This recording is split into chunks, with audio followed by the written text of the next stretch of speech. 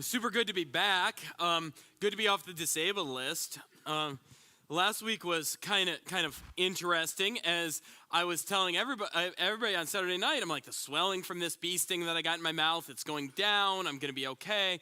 And then I woke up on Sunday morning, and the infection had kind of spread down my neck and my lips. I mean, I looked like the Kim Kardashian version, who didn't just inject the Botox, but was like, I'm going to drink the whole bottle. And it just wasn't ideal. So really, really glad to be back. Also, just really grateful for the staff that the Lord has provided here. For Lyle and for Peter, who just the last few weeks have just done such a good job of sharing God's word with us. But that being said, I'm ready and eager to dive back with you into the Gospel of John. So John chapter 8, we're going to be starting in verse 31 this morning. I want to start by talking with you a little bit about when I was a kid in elementary school. So I was a good kid. You know, I was one of those kids that was way more likely to be called a teacher's pet or a brown noser than I was to get in trouble. Except for the time I got in trouble. It was in 6th grade. It was at Ponderosa Elementary School down in Kentucky, and I got a detention. And some of you are like, okay, story time. Like, you can't just leave us there. You got to tell us what happened. Okay, so here's the story. So when we were living in Kentucky and I was going to this school, there was a kid in my 6th grade class, and a nice kid. In fact, I'm still in contact with him to this day. But he was born with fetal alcohol syndrome, and because of that, he really struggled with impulse control. Now, our families went to the same church, and so our parents had kind of gotten us together and had play dates, and were trying to forge this friendship between us. And, well, he was just having one of those bad weeks because of his condition at school, where he was really struggling with being able to contain himself. And he decided that week he was going to show his friendship love for me by punching me over and over and over again. But I was a good kid, remember? So I went to the teacher and I said, this dude keeps hitting me. What should I do if he hits me again? And she must have been having this teacher a really bad week. I think she was pretty exasperated. And she just looks at me and she goes, if he hits you again, just hit him back. Well, I was a good kid. I obeyed my teacher. So kid comes up to me, he's like, bam! And I'm like, you know what my teacher said to do? Boom! So I think he went and told the principal, because at recess a couple hours later, the principal comes up to me. He's like, hey, did you hit this kid? I'm like, yes, I did. He's like, why did you hit him? Well, I was a good kid. I wasn't going to lie. I'm like, because my teacher told me to. Not sure he believed me. And he's like, I'm going to need you to come in for detention before school tomorrow morning. And I'm sitting here doing some math in my head. I'm like, so I've been hit 187 times. I have hit once, and I'm the one getting assigned detention. I was displeased by this turn of events, as were my parents. And the next morning, I did not show up for detention, but my dad did. And my dad, to this day, I don't know what he said to that principal, but I never served a detention, and the issue was resolved. And here's my takeaway from that. It really matters who your dad is. It matters. Like, I've got a really cool dad. I got a picture of him up on the screen here to show you. And of course, because, I'm a biking guy, I wanted to show a picture of my dad getting into biking. Super proud of him for that, and excited that he and my mom are going to be here in 2 weeks visiting. But it really matters who your dad is. And in fact, that's a great lead-in into this section of John, because, and I know we've been out of John for a couple weeks, but let's just remind ourselves that Jesus has been having this ongoing dialogue conversation with a bunch of Jewish leaders during the religious holiday, the Feast of Tabernacles. And as the conversation has been going, it's about to take a subtle shift, and Jesus is going to be challenging them with the question of, who exactly is your father? Now, just to clarify, because some of you have been asking me all week, so last week I decided that I was going to be really aggressive with my sermon title, and I was going to call this sermon, Who's Your Daddy? But my walking edit button, also known as my wife, came to me and said, Dale, do you know what that term means? I'm like, isn't that just kind of what you say when you beat somebody at sports? She's like, why don't you Google that? 0 out of 10, do not recommend. So we're calling this morning's message a spiritual paternity test. And Jesus is going to be challenging the people who are questioning him, who is your actual father? And the central point of dispute revolves around the person Abraham. The Jewish people are claiming to be Abraham's offspring, but over the next 2 weeks, we're going to see Jesus tell these people, you might be Abraham's offspring, but you're not Abraham's true children. You might be Abraham's offspring, but Abraham's not your true father. And that leads us to our main point this morning, which is this. The true people of God are formed by the spiritual DNA of faith. Physical DNA is irrelevant to faith. And in today's text, which is the first half of this sonship debate that we're going to trace over the next 2 weeks, Jesus is going to show 3 important contrasts between the actual people of God and the imposters who thought they were the people of God, but actually are not. So let's trace these 3 contrasts. Here's the first one. We'll call it abiding versus leaving. Let's begin in verse 30, just to set the stage. It says, as Jesus was saying these things, many believed in him. So Jesus said to the Jews who had believed him, if you abide in my word, you are truly my disciples, and you will know the truth, and the truth will set you free. So this first contrast provides the setting for the coming debate over fathership and whose son or daughter you are. So in verse 30, it says that a number of people believed in Jesus on the basis of the conversation that was happening. And in verse 31, Jesus begins giving basic discipleship instructions to these people who had professed faith. Now, we're not quite sure, just being honest with you, we're not quite sure exactly how this scenario played out. It could have been that these people who professed faith in verse 30 were fickle followers who were following Jesus as a fad, but over time were going to fall away. This has already happened in John chapter 2. Remember at the end of John chapter 2, there were some people who put their faith in Jesus, but it was only for a short season and they weren't really long-term followers of Jesus. So it could be that these followers in verse 30 were like those followers, or it could be that these were genuine followers and Jesus was instructing them, and the people who interrupted him in verse 33, the people challenging him weren't actually the ones who had believed him, but were the religious leaders who were mad that some of the people from their race, people they thought they had authority over, were leaving them to follow Jesus. We don't know if these people from verse 30 are going to be part of the new creation, if they're genuine Jesus believers, but the reality is it doesn't really matter. Because John didn't write his book to give us a history lesson about somebody else's faith. John's super clear about his intention. He tells us in his 20th chapter, verse 31, he says, these things are written that you may believe that Jesus is the Christ, the Son of God. This book is written for us, the readers, those who are studying it. It's not, did they believe? It's, will I believe? Will you believe? We all have a faith question that we have to answer. And that's what's happening here in this text. So how do you know if you're truly a follower of Jesus? How do you know if you belong to him? Verse 31 tells you. Do you see the conditional statement here? If what? If you remain, or translated in the English Standard Version, abide, if you continue in my word.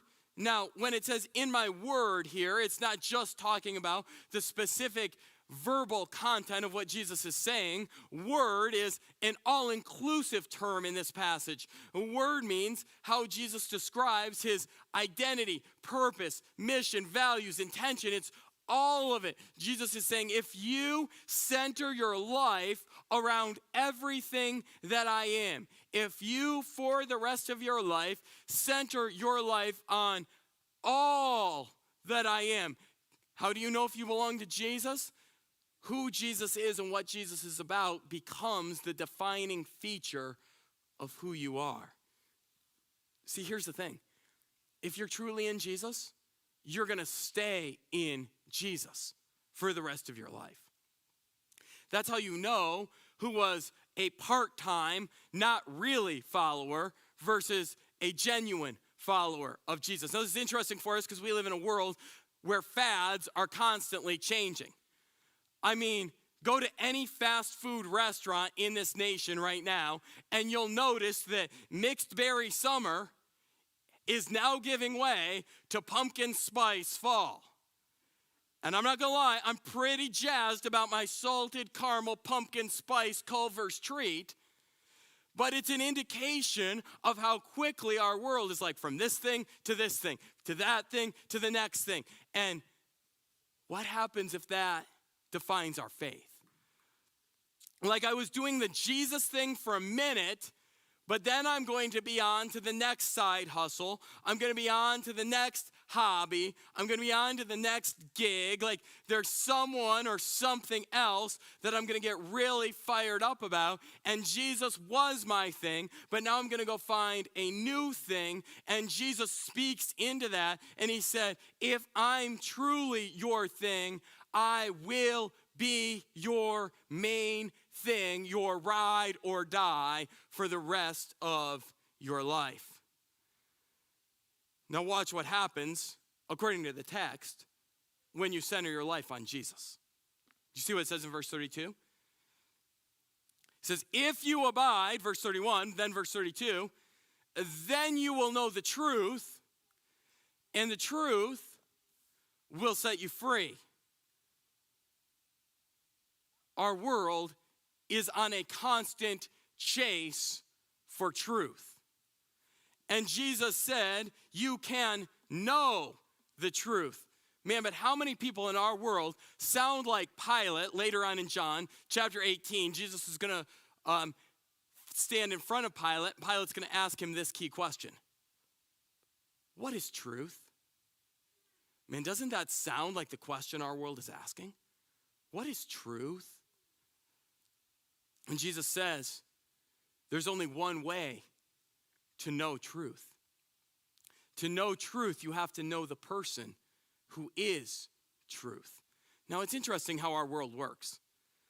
In some ways, you could say we're a post-truth society. Here's what I mean by that. Like, there's been this revolutionary change over the last 50 years in how people in our world look for truth. It used to be that we define truth on the basis of external reality.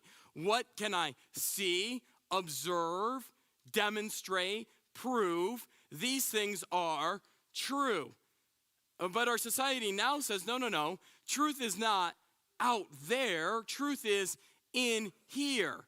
And so to find truth, I don't need to observe. I need to introspect. I need to self-seek so that I can self-determine what is true for me, and then I can self-actualize by living out what I feel to be true. So, we have these questions floating around in our culture, these big hot button issues like, what is a woman? And the reason it's such a big hot button issue is because it's no longer defined on the basis of external realities like DNA and body parts. It's defined on the basis of what do I feel. And here's the thing, if it's defined on the basis of how I feel, it can change as my feelings change.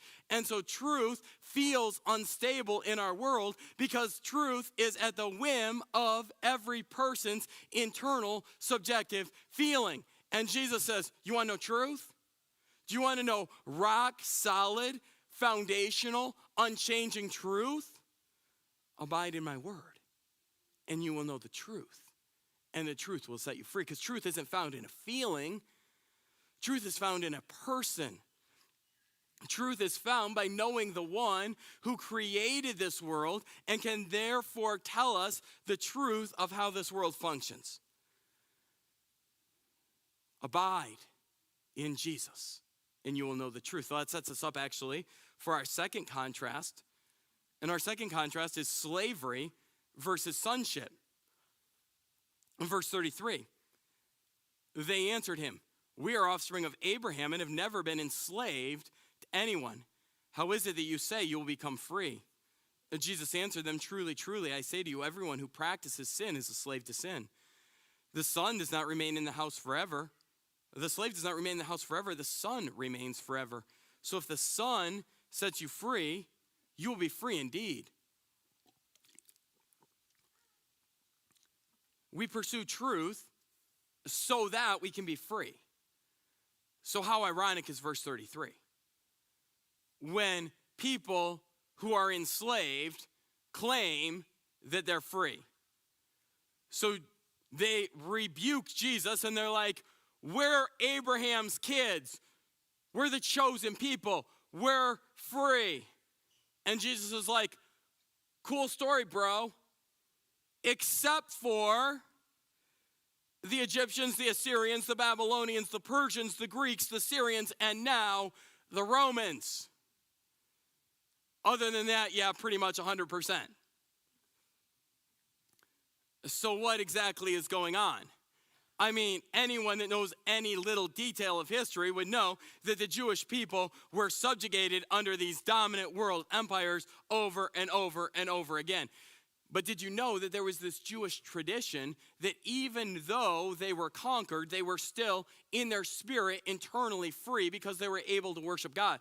In fact, listen to Rabbi Akiba from around the time of Jesus, and he said this, I quote, "All Jews are sons of the kingdom despite their conquests." What did he mean by that? He meant they were the chosen nation. He meant that they had received God's laws. He meant that God's prophets had ministered among them. He meant that God's written word, the First Testament, the Old Testament, had been given to them. It meant that they had experienced God's provision, God's protection, God's power in their nation's history. It meant that their nation had in their scriptures the promise of God's coming rescuer, the Messiah. So they were thinking, okay, we are free because we know the religious truth that everyone is looking for, but only we have. And then Jesus drops the bomb on them in verse 34. Did you see it in the text? He says, "Everyone who sins is a slave to sin." Now picture with me a Roman galley boat. And imagine that these men who are on this boat are rowing and rowing and rowing. And at some point, these men who are rowing say, "Look at us. We are directing the course of our own lives. We are shaping the places where we are going." But look closer. You're literally strapped to your seat. You may be creating movement, but you're not truly free. See, that's what slavery to sin looks like. I can make some choices, but I'm not free to go to a good place. When I'm a slave to sin, the only thing I'm choosing is how fast I'll wreck my life, in what way I'll wreck my life, and who's going to be around me as I wreck my life. And Jesus said, you need to recognize that if sin is your master, you are a slave to sin. That sets him up for verse 35, where he makes this big contrast. And he's talking about the typical household. And he's like, we're going to talk about in the typical household the difference between a slave and a child of the house, or you might say a son. Now, there are other places in the Bible where it's super specific about calling out slavery as a grievous sin. But that's not what Jesus is doing here. Jesus is just like, on the ground illustration. This is how a lot of households in this culture work. So he's just making an example about slavery. He's not talking about the morality of slavery. He's like, so let's talk about in a slave-owning house, the difference between a slave and a son. So what is the difference between a slave and a son? One of the great evils of slavery, and this was true of slavery in Jesus' day, just as it was true in the era of chattel slavery in American history. Any slave could be sold, just ripped out of the family, sold to someone else at any time and for any reason. Here's the difference between that and a son or daughter of the family. Some of you are parents. Hear this, you probably know this. You can't sell your kid. Now, even when they refuse to clean their room, even when they're having a meltdown after the last meltdown, and have you had that moment as a mom or a dad, and you're just like, I'm gonna sell you for a box of rocks? I mean, you can't. Even if you want to, which you don't, you're just saying that. But even if you wanted to, you can't. Why? Because your child has a different status than slaves in antiquity or in early America had. You can't just sell your kid. The police are going to give you a call. They're not going to be too fired up about what you've done. Your child remains your child. You have to keep your child in your house because they have rights that a slave doesn't have. That's what Jesus is pointing out. But then he says this. There is something that can happen for a slave, and that is the slave can get a new status.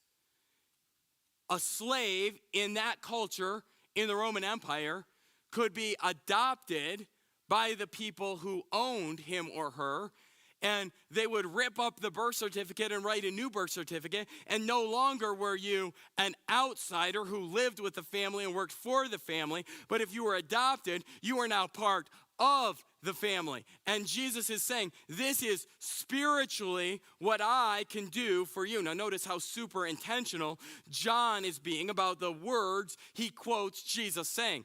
If the Son sets you free, not any son, if the Son, Jesus in verse 28 has just called himself the Son of Man. He was expecting the people listening to him to recognize that he was the Son of God. So when he says, if the Son sets you free, he's saying in a glorious spiritual sense, if the Son of God brings you into the family of God, you can have new status as a son or daughter of God. Your old identity can get ripped up and thrown away, and you can have new status, a legal right to be part of God's family. I'm no longer a slave to sin. I'm a child of God. What does that look like? Paul tells us in Ephesians chapter 1 and verse 5. In love, God predestined us for adoption to himself as sons and daughters through Jesus Christ, according to the purpose of his will. In that culture, a slave could not just decide one day, hey, you know what? I don't want to be a slave anymore. I think I'm going to be free. No, a slave had to be transferred into the family. But Jesus brings us into God's family. He adopts us into God's family and makes us a child. But how do you know if you're a slave to sin? Or if you've been brought into God's family? How do you know what your legal status is? Let me ask you this. Do you have a recurring sin pattern in your life that you just can't break? Do you have a sin that you want to stop doing, but you find, like, I just can't stop doing this? Like, I don't want to do this anymore, but I keep going back to it. And I keep promising myself I'm going to do better. And I keep making resolutions that this time is going to be different. And every time it happens, I find myself thinking, you know what? Next weekend, I'm going to make different choices than I made this weekend. I'm going to do better. But yet I keep finding myself in the same place over and over and over again. Here's the reality. If you can't stop sinning, the reality might be that you have a sin master. You need to break the slavery to sin. But you can't on your own because you're a slave. So you need someone to break sin's hold over you. You need someone to adopt you and give you a new status. And that is what Jesus Christ does for us on the cross. Here's what 2 Corinthians chapter 5, verse 21 says. God made him, Jesus, who knew no sin, like he'd never sinned, not once, to become sin for us, so that in him we might become the righteousness of God. Like, here's the gospel in a nutshell. Jesus wears my identity as sin's slave. He wears my identity as sinner. And then he wears that identity to the cross where sin and sinners should be punished. And Jesus died on the cross, the death I should have died. But Jesus had an identity as righteous because he'd never sinned.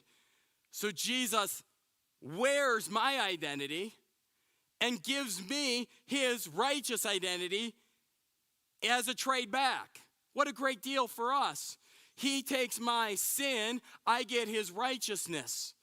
I am united with him. Now here's the cool thing. Because he wears my identity as sinner, he kills my sin and my penalty in my place.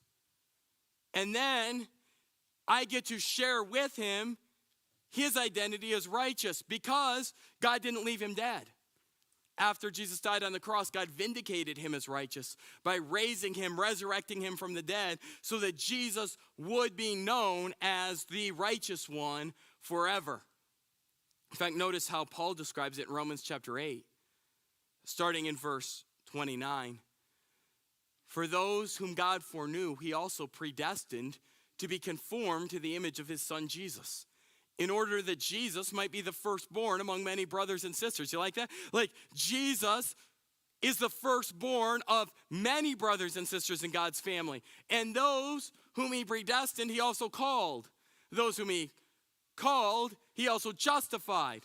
Those whom he justified, he also glorified. Like, God chose some people to rescue out of slavery to sin, and he accomplished the whole process on our behalf and presented to us the certificate of adoption that says you're now part of God's family.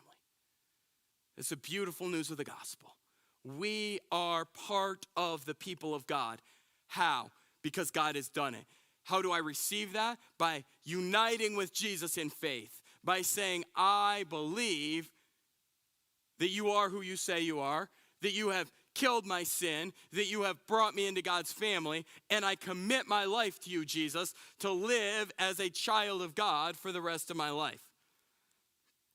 And all of that, in this context, in this passage, leads to an identity dispute. It's hard to convince someone that they're not what they think that they are. In this context, you have Jewish people who are thinking that they are part of the family of God because they're connected to Abraham, who was the father of God's people, the father of faith. It's really hard to convince somebody that they're not what they think they are. Like, you could argue with me all day that I'm not a Browns fan. Maybe I shouldn't be. But you can't convince me that I'm not what I think I am. Have you ever tried to convince someone that they're not a Christian when they think they're a Christian? Like, that's what Jesus is doing here. It leads to our third contrast between the true people of God and the imposters. Here it is. Offspring versus heirs. Last two verses, verse 37 and 38. I know that you are offspring of Abraham, yet you seek to kill me because my word finds no place in you. I speak of what I have seen with my father, and you do what you have heard from your father. So look back, rewind, verse 33. You see their claim. We are Abraham's offspring. Here in verse 37, Jesus agrees. Yep, you are Abraham's offspring. But who is your father? You might be Abraham's offspring, but Abraham's not your father. That's a head scratcher.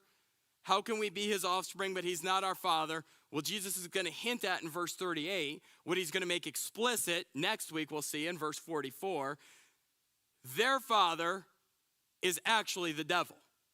They're boasting that Abraham's their dad. Jesus is like, no. You got a way different dad.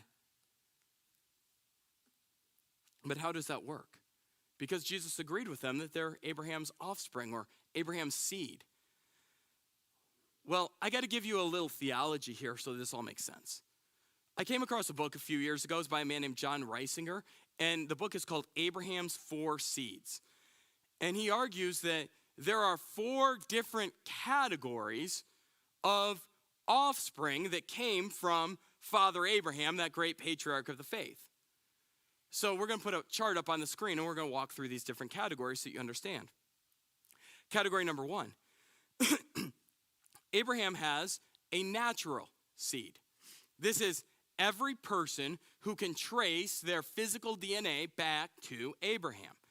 So this would be Isaac and Ishmael, Jacob and Esau, Jewish people and Arab people. They can all trace back to Abraham. They're his natural seed. But then there's his special natural seed, because some of those who descended from him were a chosen people, a holy nation, a royal priesthood. Remember, these are the ones who received the law. These are the ones who would constitute the ethnic, religious group of Israel. These were Jacob's 12 sons who became the 12 tribes of Israel. But there's a third category. Abraham's spiritual seed. Because remember our main point this morning? It's not those who have Abraham's physical DNA, it's those who have Abraham's spiritual DNA. Like, did you grow up in Sunday school singing like, Father Abraham had many sons, I am one of them, and so are you? Well, like, bro, I'm not a Jew. So how can I sing that song? Here's why. Because I have Abraham's spiritual DNA. Abraham's spiritual seed, category number 3, all believers across all generations for all time who have Abraham's faith. That's Abraham's spiritual seed. But lastly, category number 4, Abraham has one unique seed, one unique offspring. Galatians chapter 3, verse 16 is a game changer. Check out this verse. Here's what the Apostle Paul writes. Now the promises were made to Abraham and to his offspring. Okay? God made a bunch of promises all throughout the Old Testament to Abraham and his offspring. So the natural question is, who's Abraham's offspring? Paul interprets the Old Testament for us right here. The text, the Old Testament, does not say, and to offsprings, referring to many, but referring to one, and to your offspring, that's a singular word in the Greek, who is Christ. Who is true Israel? Who is the true people of God? It's one person, Jesus Christ. Here's the deal. All the people in the Old Testament read all the promises of the Old Testament thinking that the ethnic religious group got these promises. And Paul's like, you misread it. The promises weren't made to all the ethnic religious peoples. They were made to one person, true Israel, the one who would keep the covenant by perfect obedience, Jesus Christ. Here's how this plays out in John chapter 8. Bunch of people challenging Jesus, and they're like, we belong to the people of God. And why were they saying that? Because they belong to category 2, the ethnic religious people, the special natural seed. And Jesus is like, no. Unless you belong to category number 3, Abraham's spiritual seed, you're not really part of God's family. And by the way, the only way to belong to category number 3 is by uniting with category number 4, The one who received all the family promises, the true son, the true heir, who can bring everybody into the family as they unite with him. But just to prove that point, 3 verses throughout Scripture to show you that category number 2 gets no special privileges. So check this out. Numbers chapter 14, verse 35. I, the Lord, have spoken. Surely I will do to all this wicked congregation. Congregation here means like the nation of Israel, who are gathered together against me in this wilderness. They shall come to a full end, and there they shall die. God looks at the people, the ethnic religious Jews. He's like, they are wicked and they will die. Does that sound like people who are in the family of God, who have like long-term eternal security that they're going to be part of God's forever family? No, why? They're out because they didn't really have genuine faith. Paul makes this point super explicit. Romans chapter 9, verse 6. Check this out. It's not as though the word of God has failed, for not all who are descended from Israel belong to Israel. Like, Israel as a category is not category 2 belonging to the ethnic religious group. There's got to be another category of Abraham's offspring, true Israel, that actually is Israel. How do you belong to that group? Paul tells us, Romans chapter 2.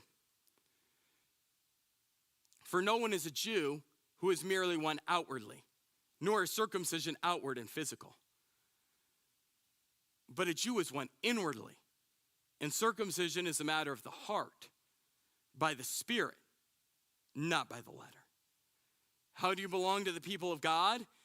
By faith internally, as God works in your life by uniting you to Jesus Christ, who is the one true seed, the one true Israel. And Jesus stands in front of people who thought their whole life, we're in because of our parents. We're in because of our religious history. We're in because of our scriptures. And he's like, you're not in because your heart's not in. You're not in because you don't have faith. And maybe we need to apply that to ourselves. Can I just tell you a few things that don't make you a Christian? You're not a Christian just because you have Christian parents. You're not a Christian because you're born in the USA. You're not a Christian because you self-identify as an evangelical. You're not a Christian because your grandparents' name is pasted on a church building that they help pay for. You're not a Christian just because you give money, tithing it to a local church. You're not a Christian because you sit in a chair in a worship room on a Sunday morning. You're not a Christian because you grew up going to Sunday school. You're not a Christian because you have all the Awana trophies. You're not a Christian because you vote Republican. The only thing that makes you a Christian is whether or not you've been united by faith with Jesus Christ. Man, our culture has all these other explanations of what makes you a Christian. Some of those things I said were right as far as how a Christian might behave. Some of them are totally neutral. But none of them make you a Christian. The only thing that makes you a Christian is whether Jesus Christ has adopted you into the family of God. And how do you know that you know that you know? Because the power of sin is broken and you begin to live as a set-free son or daughter of God. Man, I remember, I'll close with this story. I remember when I was a student at Moody Bible Institute, freshman year, had a buddy in my dorm, and he came to me one day and he's like, you know, I'm studying to be a pastor at Moody. He's like, but I just can't fix this sin issue in my life. I'm like, what's going on? He's like, I need to let you know. He's like, I didn't go to class yesterday. Haven't gone to class all day today. Haven't gone to any meals. He's like, I've just been sitting in front of my computer surfing for porn all day, every day. I can't stop. I'm like, you can't stop? I'm like, don't you mean you won't stop? He's like, no, like literally, there's something in me. I can't stop. And here's the deal. Like, I'm not telling every person who struggles with sin, like you 100% you're not a Christian. Like, that's between you and the Lord. Here's what I'm telling you. If you're struggling with sin like that, run to the cross and get right with Jesus. Whether you're a true Christian who's in a time of weakness, or you've been deceived and you never were a Christian, like the solution is the same. Run to the cross, unite your life with Jesus, and then you don't have to battle the question, am I a true believer, ever again? Because Jesus will begin transforming your heart so that you want what Jesus wants and you can live how Jesus says. So I'll never forget this guy. A few hours later, we go up to his room. This is like 20 years ago when nothing was digitalized like it is now. So we literally ripped the internet cord out of his wall because he was like, you know what I want? I want to follow Jesus more than I need internet access. Like, I want to get things right. His heart was changed. So here's the thing. And the band's going to come forward and we're going to get super personal for just a second. Like, where are you at? Is there something in your life and you're like, man, I just feel like I can't get past this. I'm so stuck in this. Like, run to the cross where the mercy of Jesus is freely available. And he'll unite you with himself, give you a new heart, give you a new set of desires, give you a new status as belonging to God's family so that you're not chained as a slave to sin any longer. Let's just take a few moments before we sing. Whatever you need to talk to the Lord about. God, we recognize that in this room, there may be people who are feeling super stuck in a pattern of sin. Lord, would you set them free in this moment? If they're in sin because they're a slave to the father of sin, Lord, would you adopt them right now into your family? Help them to run to Jesus and say, I want to be united with you for the rest of my life. I believe that what you did on the cross is real. And I can really be united with you.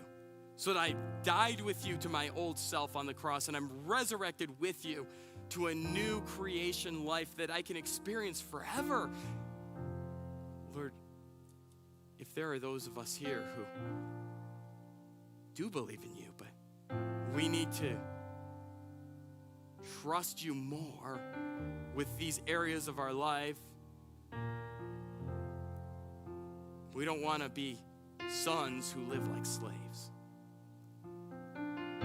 So Lord, work in us. That there be freedom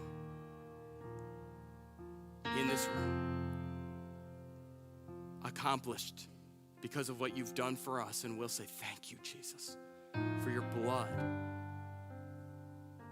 that changed my life. We worship you this morning.